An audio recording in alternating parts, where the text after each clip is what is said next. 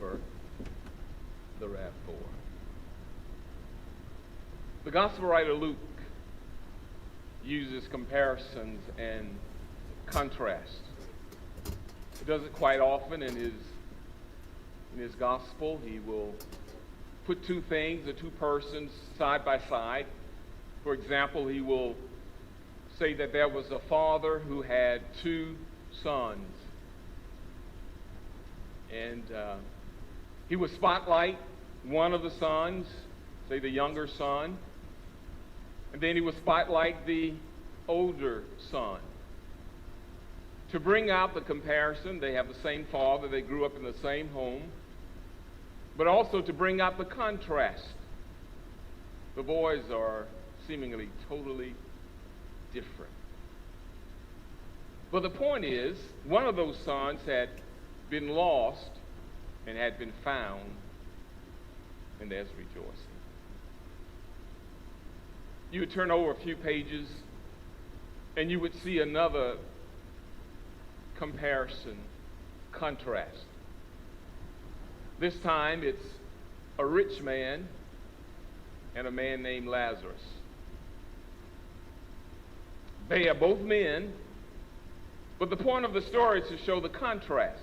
One is rich, and he dresses in fine linen and purple every day, not just Sunday, but every day.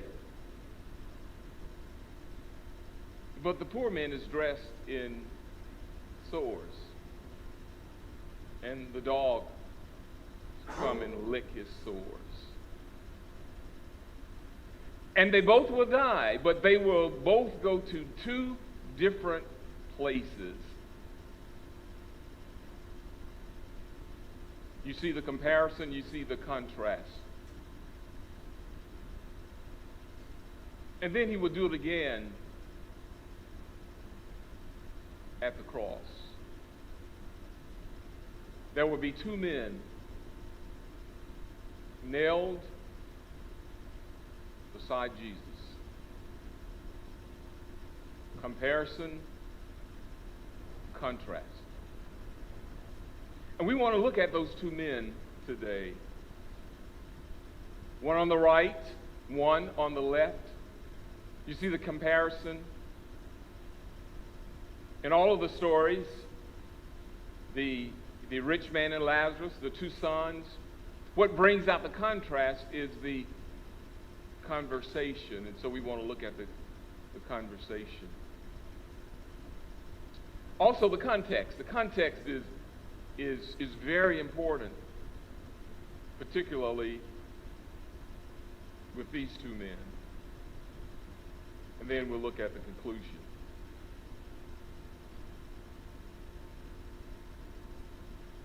The summary statement is given in Luke 23, verse 33. It says, when they came to the place called the Skull, there they crucified him, Jesus, and the criminals, one on the right and the other on the left. And then he moves back in time, before they were crucified, when they were hanging. Verse 39, one of the criminals who were hanged there was hurling abuse at him, saying, "Are you not the Christ? Save yourself and us." But the other answered, and rebuking him said, "Do you not even fear God, since you are under the same sentence of condemnation? And we indeed are suffering justly, for we are receiving what we deserve for our deeds. But this man has done nothing wrong." And he was saying, "Jesus, remember me when you come in your kingdom." And he said to him, "Truly I say to you, today you shall be with me in paradise." Two men comparison, contrast. When you put them side by side to compare them, they're both men, but what stands out and what the text emphasizes is that they are both criminals. Both criminals. Luke doesn't tell us what their crime is. Matthew tells us that they were robbers, thieves. So Jesus is hung on a cross between two thieves. The context. The context sort of gives us the mood of how things were when the words were uttered. It says in verse 39, one of the criminals who were hanged there. One of the criminals, one of the two who were hanged there. So this conversation is taking place as they are hung on a cross. They are hanging there. To get the idea, remember back before you had your dryer inside your home, you wash your clothes? You would hang them up outside on the line. Somebody say used to, I still do. But you would hang them up out on the line, hang them with a clothespin. You would hang them up to dry. But these are no clothes. They are men hanging on a cross, not by a clothespin, but by a stake in the hand and in the feet. They are hanging on a cross, hanging there in pain, knowing that in a few hours they're going to die. That's the context.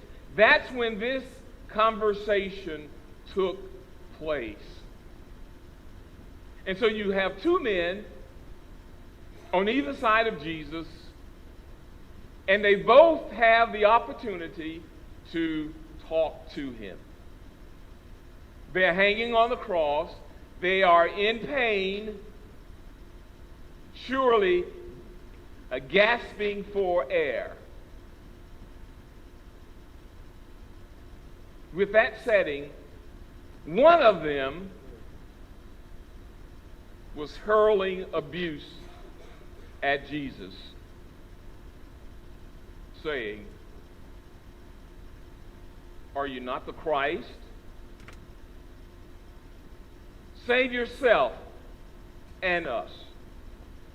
Or in other words, if you are the Christ, save us. It's a question of doubt. Well, if you can do something, do it. We don't have much time.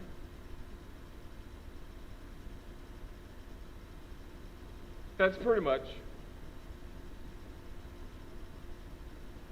the conversation of the one man. The other man, the other criminal, he breaks in. Jesus doesn't reply to this man. But the other criminal rebukes the first one. He said in his rebuke, "Do you not even fear God, since you are under the same sentence of condemnation?" You're under the same sentence. We are all in a bind.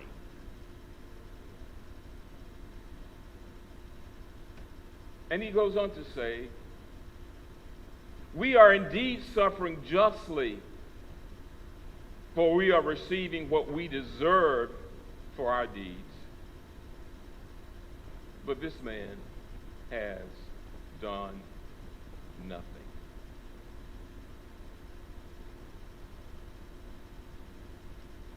So in the conversation, you see the contrast. Both criminals, Jesus crucified as a criminal. His crime is blasphemy, so they say. He is on the cross for making himself out to be God. So the contrast is this. Both men desire salvation. They both desire salvation. The first one says, "Are you not the Christ? Save us." Save yourself and save us. He was a criminal, but he wanted salvation. He wanted to be saved. He wanted his life spared. But he wasn't thinking about his soul. He was saying, save us, keep us from dying. Rescue us. Save us, get us off of this cross so that we might continue to live. He desired salvation. The other man also desired salvation, but he was concerned about his soul. He realized that the end was near, and thus he rebukes the other man, because the other man doesn't seem to understand the finality of the moment. He says to him, "Do you not even fear God? You don't fear God? Don't you know you're going to meet him in just a minute? You're going to meet God in just a minute, and he is going to be the judge." He says, "You don't fear God. We are under the same sentence of condemnation. We are all condemned. We are all about to be judged." That's what that word condemnation means. We are about to be judged, and God is the judge.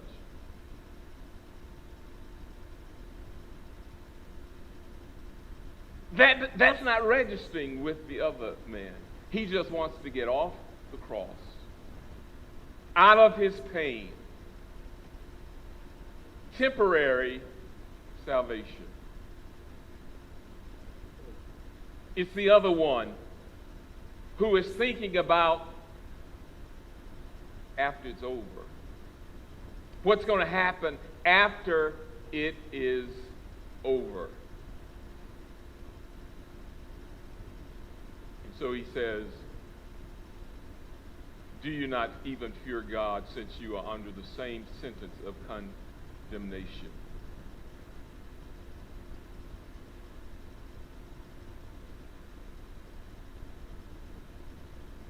So what happens? It's the second man. I call him criminal number 2. He is the man that tells us how to have our eternity changed, our destiny changed. At the moment, everybody's in the same boat. What he does is this. And if you were asking yourself today, I know you want to go to heaven. How do I get there?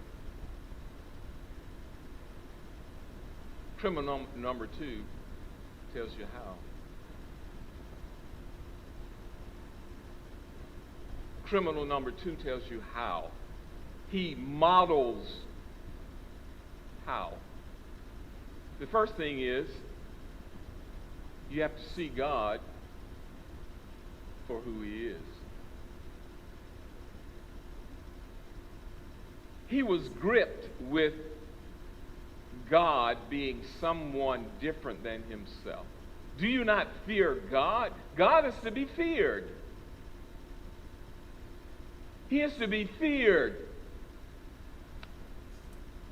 He is more than the man upstairs. He's more than that. He has your life in his hand. And he is the ultimate judge, because heaven is his, but hell is also his. He controls both. Do you not fear God? So you have to see God for who he is. And you have to know, secondly, that God is your judge. God is your judge.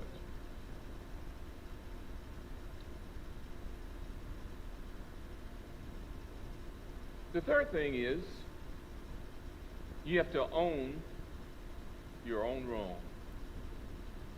You have to own your own sin. You can't deny it. Criminal number 1 was trying to escape the consequences of his sin, of his wrongdoing. He was trying to escape the consequences. Jesus, save us and yourself. Get us off the cross. If you are the Christ, get us down. Save us.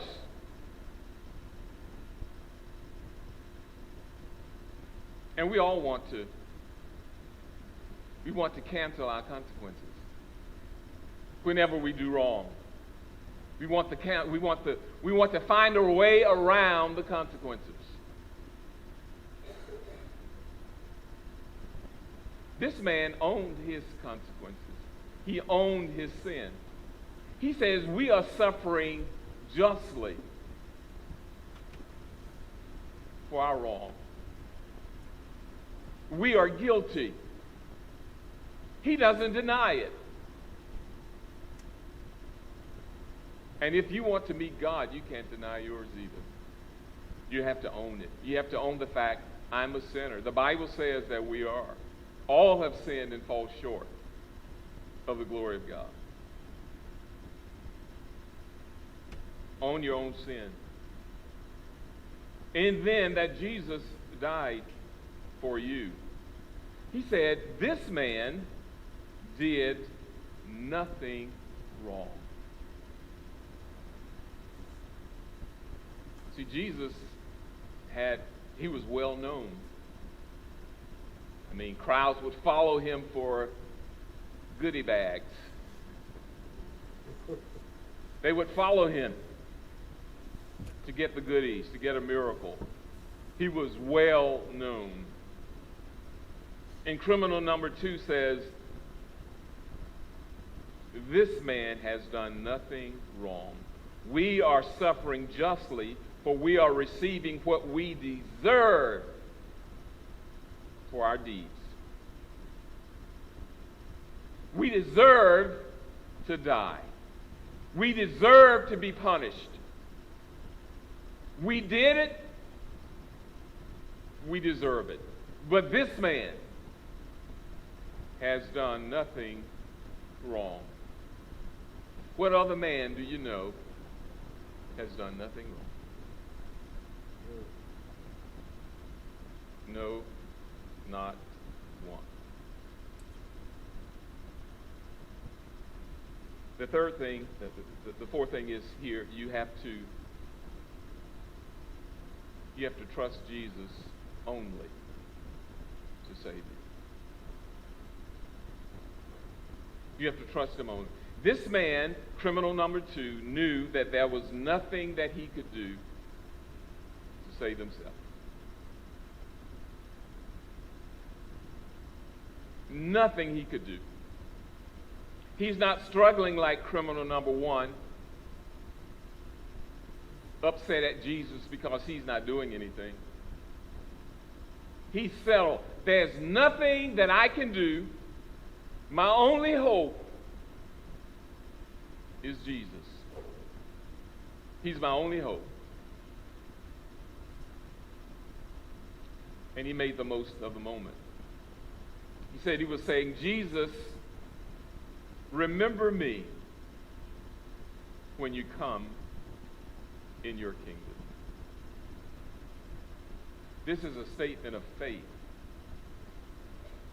He believed that Jesus was the king and that he was going to come into possession of his kingdom.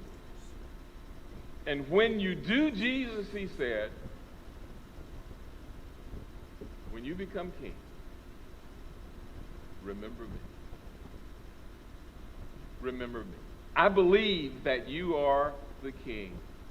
I believe that you have a kingdom that is coming. And when you come into it,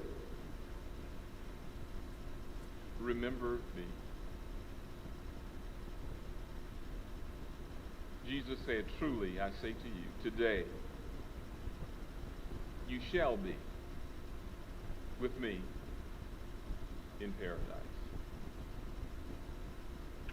Paradise is where God is. Paul talks about going up to the third heaven, and he calls it paradise, the place where God lives. And so Jesus says, you will be with me there today. They were going to all die that day. This is Friday. They're all going to die. And he says today, later on today, you will be with me in paradise. You will live with me. You will be where God is today. So we have the comparison. We have the contrast. The comparison is that they're both criminals. The contrast is one saw Jesus for who he really was. The other didn't. The other one missed his moment. Do you know that you can meet Jesus and leave unchanged? You can meet Jesus and leave unchanged.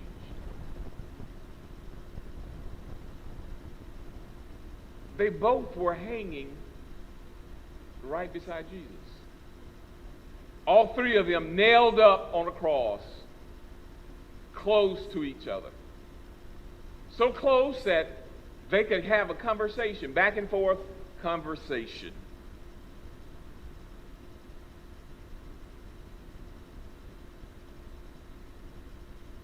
Both are crying out for help. But one in an arrogant way, not realizing who Jesus really was. But the other one in a humble way, realizing who Jesus was.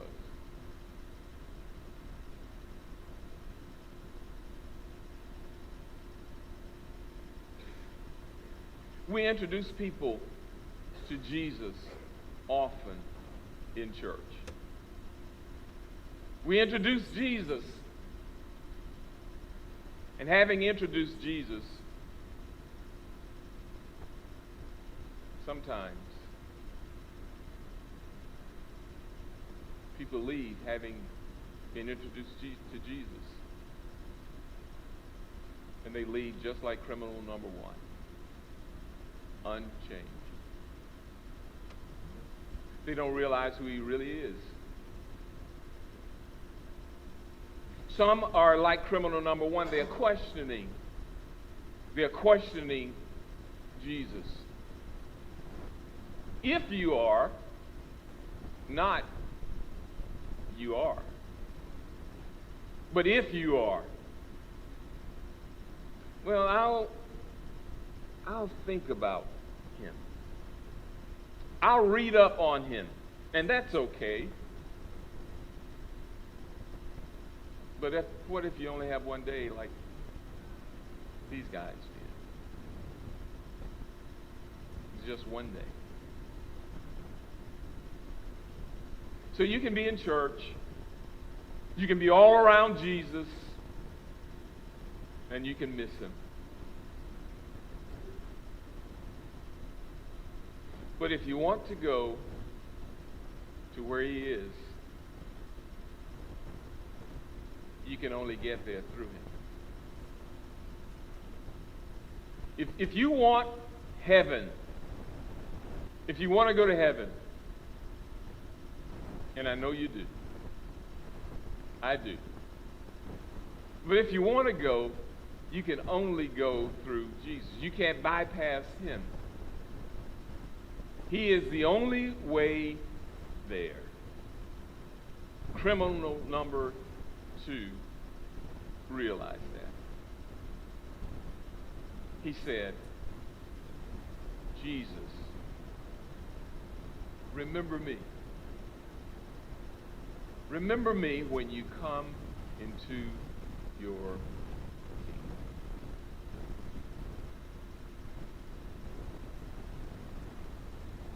Do you know the converse of this? Remember me? Depart from me. I never knew you. I never knew you. Remember you? I never knew you. But this guy expresses faith in Jesus. Remember me when you come into your kingdom. And Jesus simply said, today you shall be with me in paradise. He knew what the guy was asking for.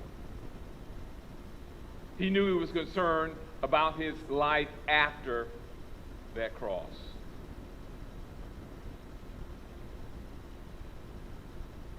And so today, you can be like criminal number two. One thing that this passage shows us is that you don't have to be good to go to heaven. You don't have to be good. Both of these men were criminals. Both were criminals.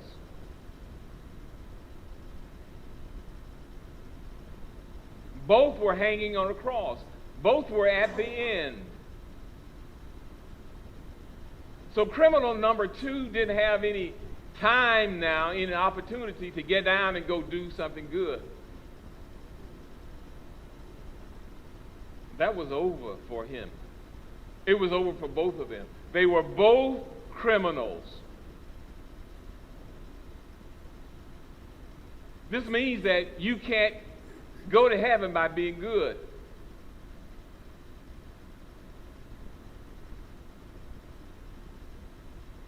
The second thing this teaches is that you can still go to heaven if you're bad.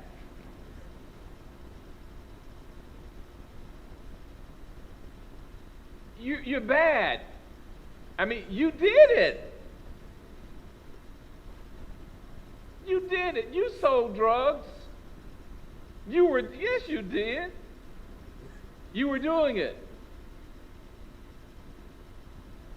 You were sleeping around.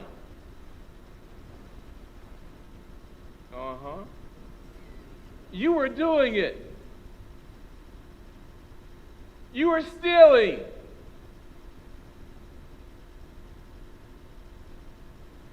And so it's not that you were bad that will keep you out. They were both bad.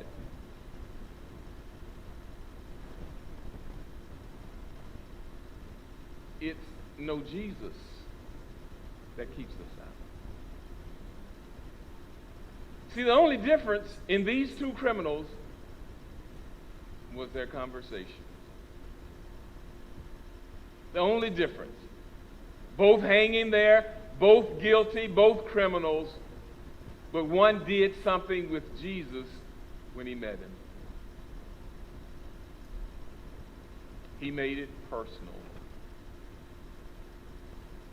Criminal number one said, "Save us." A group deal. Criminal number two says, "Remember me." Remember me. He didn't say remember us. Remember me. That's what you've got to do. You have to be personal with Jesus. Jesus, I'm the sinner. I'm guilty. I deserve death. I deserve the punishment. You did nothing wrong. You died not for yourself. You died not because you had done wrong.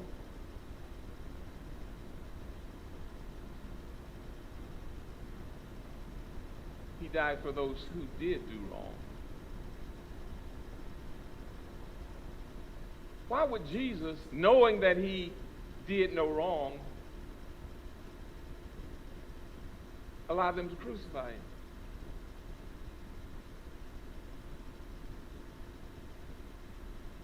Because he was thinking of us, not himself.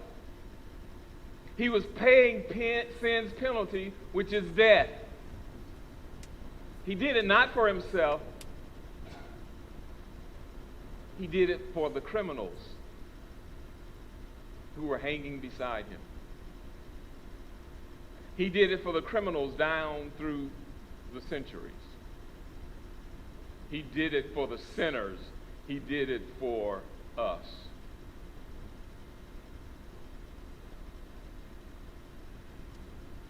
Just remember, it's not a group deal. You can't get in on grandma's coattail. You have to meet him. You have to interact with him for yourself.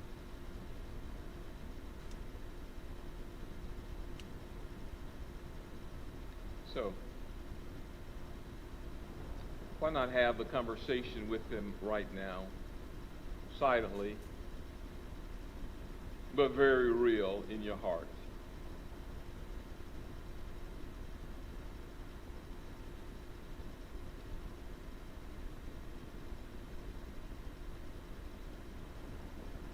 You being guilty, you can say this: Jesus, I have done wrong. And I deserve the punishment for wrong.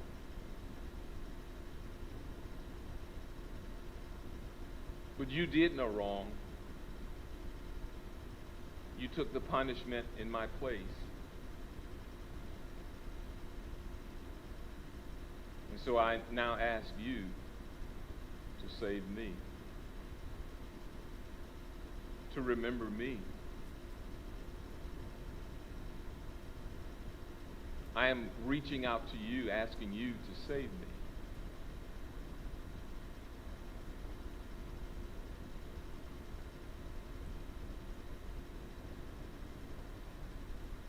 There were 3 men who died, only one was raised 3 days later.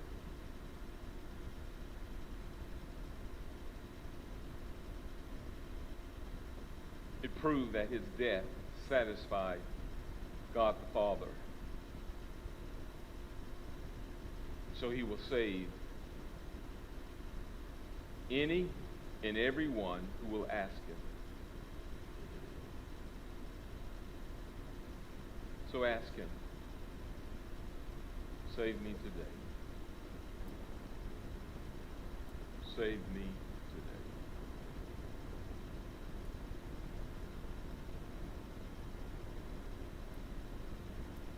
If in your heart you did that, would you slip up your hand so I can see it?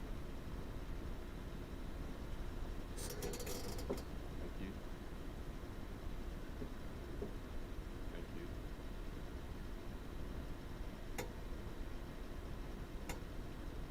Father, we thank you for Jesus and for giving him for us. Jesus, thank you for coming. And thank you for going to the cross, having done no wrong.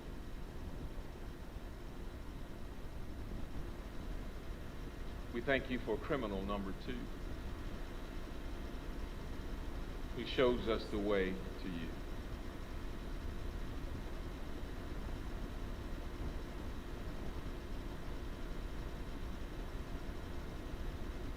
We thank you for what you've done for us. We celebrate on this day because of the resurrection. We thank you for the resurrection today.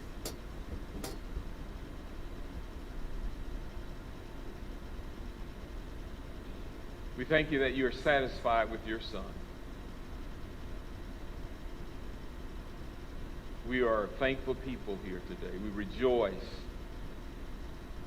in what has been accomplished for us through your Son. And now we ask that you would bless us and